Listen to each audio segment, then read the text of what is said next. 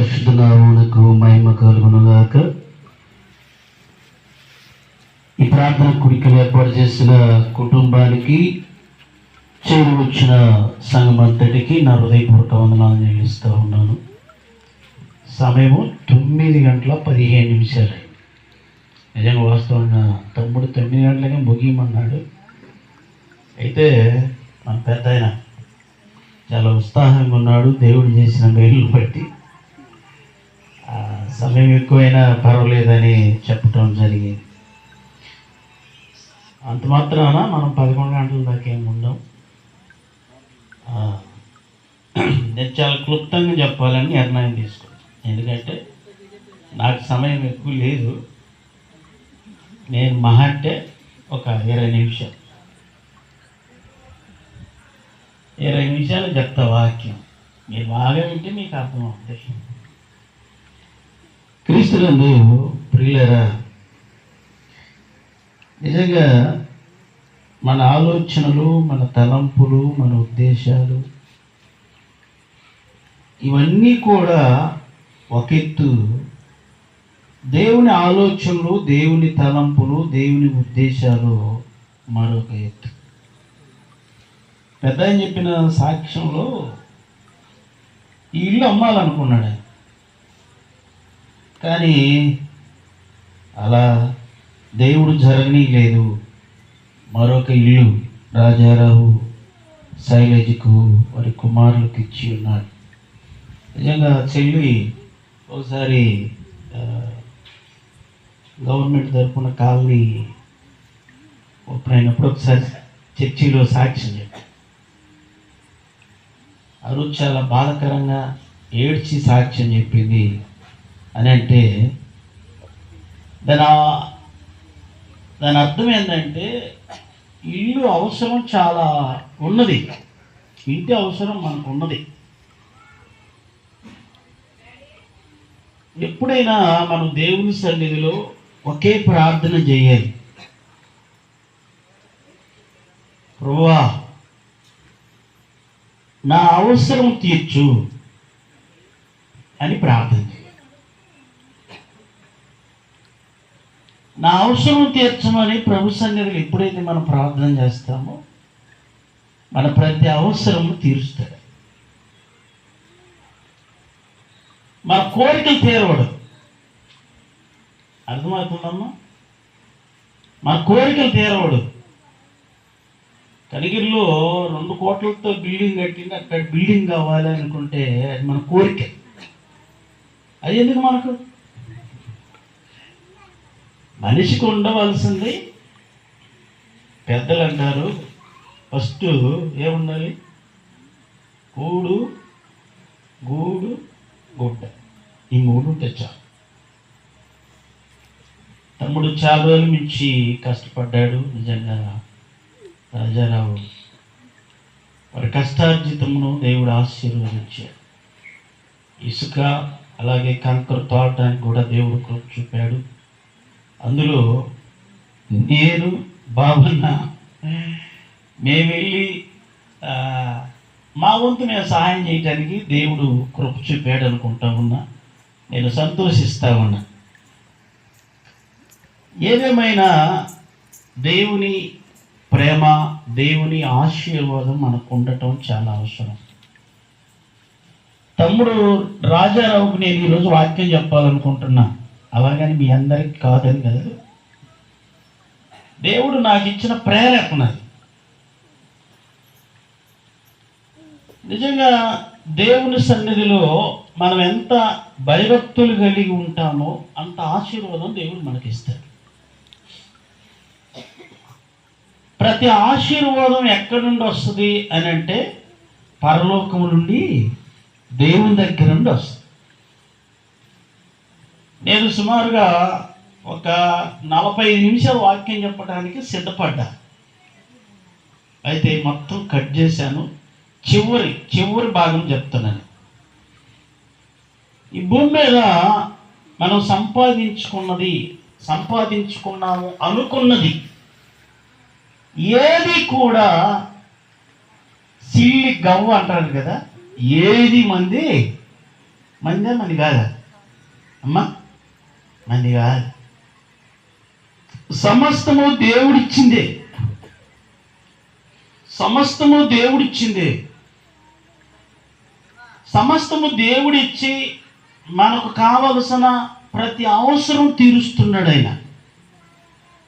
నిజంగా మనకి ఇల్లు కావాలనే ఆలోచన ఉంటే బాగుండనే ఆలోచన మనకుంది. అది మన అవసరం. మన అవసరాన్ని గుర్తించింది ఎవరు అని అంటే దేవుడు గుర్తిస్తాడు. మన అవసరం తీరుస్తాడు. మన కోరిక దేవుడు ఎప్పుడు కూడా, కోరికకు అవసరానికి చాలా తేడా ఉంది. ఆకలిస్తే అవసరం ఏంటంటే అన్నం, అంతస్తు కాదు. మనం ఏది చూస్తే అది కావాలనుకునేది కోరిక. మన నిత్య జీవితంలో ప్రతిరోజు ఏది అవసరమో దేవుడు దాన్ని ఖచ్చితంగా తీరుస్తాడు. ప్రియులారా, ఒక వాక్యాన్ని నేను మీకు గుర్తు చేయాలనుకుంటూ ఉన్నాను. చివరి మాటలు నేను గుర్తు చేస్తాను. ఒకసారి మీరు చూడండి. యాకోబు రాసిన పత్రిక ముందుగా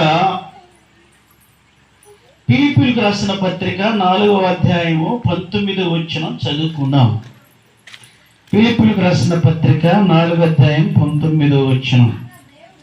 కాగా దేవుడు ఐశ్వర్యము చొప్పున క్రీస్తు యేసునందు మహిమలో మీ ప్రతి అవసరమును తీర్చును. చప్పట్లు కూడా దేవుని మహిమపరచండి ఒకసారి. అది ఏదైనా సరే మనకు అసాధ్యం కాకపోవచ్చు. నాయన గారు చెప్పిన సాక్ష్యాన్ని బట్టి అసాధ్యం కాకపోయింది ఆయనకు ఒక టైంలో సాధ్యంగా మార్చాడు దేవుడు. దేవుని స్తోత్రం కలుగుమన్నారు. ఏదైనా దేవునికి అసాధ్యమైన కార్యం ఏదీ లేదు ఈ భూమి మీద. అయితే ఒక్క విషయాన్ని మనం గుర్తుపెట్టుకోవాలి ఎప్పుడు కూడా, దేవుని సన్నిధిలో కృతజ్ఞతాస్తుతులు కలిగి బ్రతకటం అనేది మాత్రం ఎప్పుడు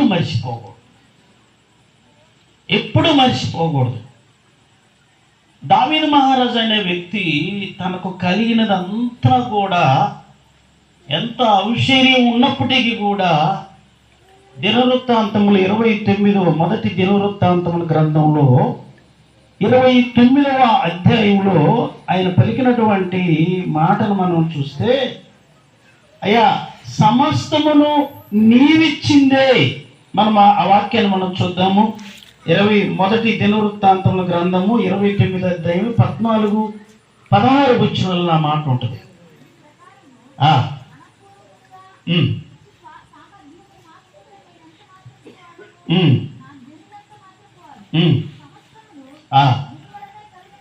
అది దేవుని స్తోత్రం కలుగును. చప్పట్లు కూడా దేవుని మహిమపరచండి. సమస్తము దేవుని వలన కలిగింది. ఈరోజు మనం రాజారావు శైలజ వారి కుటుంబానికి స్లాబ్ వేసాము అని అంటే, స్లాబ్ వేసుకోవటానికి దేవుడు కృప చూపాడు. సమస్తం ఆయన ఇచ్చిందే. దావీదు మహారాజు ఎప్పుడు కూడా తన జీవితంలో మర్చిపోవాలి దేవుడు చేసిన మేలులు. దేవుడు ప్రతి ఈవియు, ప్రతి ఆశీర్వాదము క్రీస్తునందు ప్రేమైన వాళ్ళారా, నిజంగా ఈ లోకంలో చాలామంది దేవుడు చేసిన మేలులను మరిచిపోయి దేవునికి దూరంగా బ్రతుకుచున్నవారు ఎక్కువ మంది లేకపోలేదు. 116వ కీర్తన గ్రంథంలో 12వ వచనంలో ఒక మాట ఉంటుంది. మీరు చూడండి బాగా. యెహోవా నాకు చేసిన ఉపకారములన్నిటికీ నేను ఆయనకి ఏమి చెల్లించదను అంటున్నాడు భక్తుడు. ఏం చెల్లించాలమ్మా? కొంతమంది ఏం చేస్తారు అని అంటే, దేవుడు చేసిన మేలుకు కృతజ్ఞతగా పలహారం తీసుకొని వస్తారు. ప్రార్థన మంచిదే, నేను కాదని అంటాం. మనం తెచ్చే 100-200 పలహారం దేవుడు చేసిన మేలుకు సరిపోద్దా? మీరు ఆలోచన చేయండి ఒకసారి. మనం అంతవరకే తృప్తి పడకూడదు ఎప్పుడు కూడా. దేవుడు మన పట్ల చేసిన కార్యాలు ఎంత గొప్పవి, ఆయన సన్నిధిలో మన మనసు ఎలా ఉంది, మనం ఏం చెల్లిస్తాం. రాత్రి వేళ దేవుడు చేసిన మేలులకు దేవుడు అడిగేది ఏంటంటే, కింద చదువు అదే, రక్షణ పాత్రను చాటబుచ్చుకోవాలి.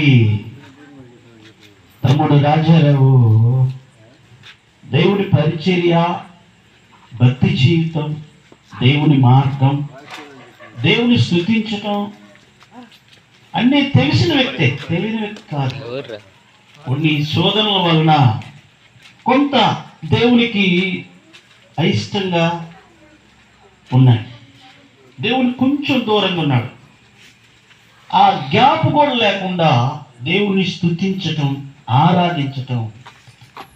నిజంగా ఎప్పుడైతే ప్రభు సన్నిధికి నువ్వు వచ్చి ప్రభువుని ఎప్పుడైతే మనస్ఫూర్తిగా నువ్వు ఆరాధిస్తావో, సమస్తము ఆయనకు సాధ్యమే, సమస్త కార్యాలు జరిగిస్తాడు. మన కుటుంబాన్ని గొప్పగా ఆశీర్వదిస్తాడు దేవుడు. ఈ విషయాన్ని తమ్ముడు గుర్తుపెట్టుకోవాలని మనం చేస్తూ ఉన్నాను. దేవుని సన్నిధి అని అంటే దేవుని ఆరాధించటం, అన్ని విషయాలు తెలిసి మనం దేవునికి దూరంగా ఉండకూడదు ఎప్పుడు కూడా. దేవుని సన్నిధిలో మనం ఎంత దేవునికి దగ్గరగా ఆయన సన్నిధిలో మనం జీవిస్తామో ఆయన అంత మేలు చేస్తాడు. ఆయన నమ్మదగిన దేవుడు. మనం ఎంత నమ్ముతామో అన్ని మేలు ఆయన చేస్తాడు. ప్రియులారా, ఆయన చేసిన ఉపకారములకు ఏం చేయాలి? మనం రక్షణ పాత్రను చాటబుచ్చుకోవాలి. మన చేతిలో ఏముండాలంటే దేవుని రక్షణ పాత్ర ఉండాలి. ఆయన చేసిన మేలులకు రక్షణ పాత్రను పుచ్చుకొని ఏం చేయాలమ్మా? యెహోవా నామమున ప్రార్థన చేయాలి. ప్రభువా, నువ్వు చేసిన మేలు ఇది, నేను నీ రక్షణను పొందుకోవాలి, నీ రక్షణలో నేను జీవించాలి. దేవుడు మనకి ఇల్లు ఇచ్చాడు. మన నుండి నేను ఇల్లు ఇచ్చాను కాబట్టి నాకు కూడా ఒక ఇల్లు అని అడుగుతుండే? అన్నీ మనమే అనుభవించేది. ఇంత మేలు చేసినందుకు దేవుడు ఏమడుగుతున్నాడు అని అంటే, మీకా గ్రంథం 6వ అధ్యాయంలో 5-6 వచనం నుంచి మనం చదువుకుందాం. ఒకసారి మీరు చూడండి. మనుషుడా, ఏది ఉత్తమమో నీకు తెలియజేయబడి ఉన్నది. 6వ అధ్యాయంలో 6వ వచనం చదువమ్మా. ఏమి తీసుకొని వచ్చి, ఒక భక్తుడు దేవుని సన్నిధిలో మనవి చేస్తూ ఉన్నాడు. బాగా ఇదే చివరి మాటలు ఇవి. ఏమని చేస్తున్నాడు అని అంటే, ఏమి తీసుకుని వచ్చి నేను యెహోవాను దర్శించును. తన జీవితంలో దేవుడు చేసిన మేలును బట్టి దేవుని సన్నిధిలో ప్రార్థన చేస్తున్నాడు. ఏమని అంటే, ఏమి తీసుకుని వచ్చి నేను యెహోవాను దర్శించును. ఏమి తీసుకుని వచ్చి మహోన్నతుడైన దేవుని సన్నిధిని నమస్కారం చేతును. దహన బలులను, ఏడాది దూడలను అర్పించి దర్శించిన వేల కొలది పొట్టేలను, వేలాది నదులంత విస్తారమైన తైలమును. చూడండి, దేవునికి సంతోషం కలిగి చేసేది అమ్మా, దేవునికి సంతోషం కలిగి చేసేది. ఇవన్నీ సంతోషం కలిగి చేయవు. మనం ఏంటంటే మంచి తెలివైన వాడు, దేవుడు చేసి మేలు చేశాడు అనుకోండి. ఒకసారి గుర్తుకొచ్చింది, ఏం చేస్తామంటే ఒక్కరోజు ప్రార్థనకు పోయి ఏదో ఒకటి పలారమో ఏదో ఒకటి ఇచ్చి అంతటితో సరిపెట్టుకుంటాం. నీకు నాకు చెల్లైంది. ఒక్కరోజు పలహారం ఇచ్చి అపార్థం చేసుకోబోకండి. నీకు నాకు నువ్వు చేసిన దానికి నేను చేసిన సరిపోయింది అనుకుంటే అది కరెక్టా? అది మనసు నడసాను. ఆయుష్ మన చేతిలో ఉందా, ఆరోగ్యం మన చేతిలో ఉందా? అన్నీ ఆయన చేతిలోనే ఉన్నాయి. ఒకరోజు మనం కూలికి వెళ్ళి 8 గంటలు కష్టపడాలి అని అంటే దేవుడు ఏమి ఇవ్వాలి? ఆరోగ్యం ఇవ్వాలి, ముందు ఆయుష్ ఇవ్వాలా, మన రెక్కలకు ఆ శక్తిని ఇవ్వాలా. మనం కష్టపడాలి అని అంటే ఆ కష్టాన్ని ఎప్పుడు కూడా మనం వృధా చేసుకోకూడదు. దేవుడు ఆ కష్టాన్ని ఆశీర్వదించినట్లుగా మనం దేవుని సన్నిధిలో బ్రతకటం చాలా అవసరం. దేవుడు ఆశీర్వదిస్తే అది ఎప్పటికీ ఆశీర్వాదకరంగానే ఉంటుంది. మనుషులు కాదు, కానీ దేవుడు ఆశీర్వదించినది దాన్ని ఎవ్వరూ తీసివేయలేరు. భక్తుడు ఏమని ప్రార్థన చేస్తున్నాడు అని అంటే, వేల కొలది పొట్టేలను వేలాది నదులంతా విస్తారమైన తైలమును ఆయనకు సంతోషము కలుగు చేయునా, నా అతిక్రమమునకై నా జ్యేష్ఠపుత్రుడు నేను ఇత్తునా, నా పాప పరిహారమునకై నా గర్భఫలము నేను ఇత్తునా. మనుషుడా, ఏది ఉత్తమమో అది నీకు తెలియజేయబడి ఉన్నది. న్యాయముగా నడుచుకొనుటయు కనికరమును ప్రేమించుటయు దీన మనస్సు కలిగి, ఈ మాట అండర్లైన్ చేసుకోండి, దీన మనస్సు కలిగి నీ దేవుని ఎదుట ప్రవర్తించటం. దేవుడిచ్చిన దానికి మనం చేయాల్సిన దీన మనస్సు కలిగి దేవుని ఎదుట ప్రవర్తించటం, జీవించటం. ఇంతే చివరి మాట, అదే ఇంతే కదా దేవుడు నిన్ను, యెహోవా నిన్ను అడుగుచున్నాడు. ఇంతే కదా యెహోవా నిన్ను అడుగుచున్నాడంటే నిజంగా మనం అడిగింది రావాలని అంటే చాలా ఖర్చుతో కూడింది. దేవుడు అడిగిన దాన్ని మనం చేయటానికి రూపాయి ఖర్చు కూడా ఏం లేదు, రూపాయి ఖర్చు లేదు. మన హృదయాన్ని దేవునికి సమర్పించటానికి రూపాయి ఖర్చు కూడా లేదు. ఏమడుగుతున్నాడు? ఇంతే కదా అంటే సింపుల్, అది చెయ్యొచ్చు, కష్టమైంది కాదు. దేవుడు ఒకవేళ ఆకాశ నక్షత్రం లేకపోయి ఏదో ఫలాన్ని నాకు దమ్మంటే, లేక సముద్ర అగాధములోకి కింద అడుగు భాగానికి పోయి నాకు అదే ఇది దమ్మంటే, అది అట్ట ప్రభు నా వల్ల న్యాయంగా ఉందని కానీ మనం కూడా అడుగుతాం, తెలియకల్లమ్మా. అది అడుగుతున్నాడా? ఏమడుగుతున్నాడు? దేవుడికి ఏది అవసరం అమ్మా? ఏది అవసరం? మన జీవితం అవసరం, మన హృదయం అవసరం ఆయనకు. ఈ లోకంలో ఏది అవసరం లేదు, మనమే ఆయనకు అవసరం. మన హృదయం అవసరం. డబ్బులు అడగలేదు, బంగారం అడగలేదు, మన ఇంట్లో ఉన్న బీరువాలు అడగలేదు, మన ఇల్లు అడగలేదు. ఆయన మన జీవితం ఆయన కావాలి.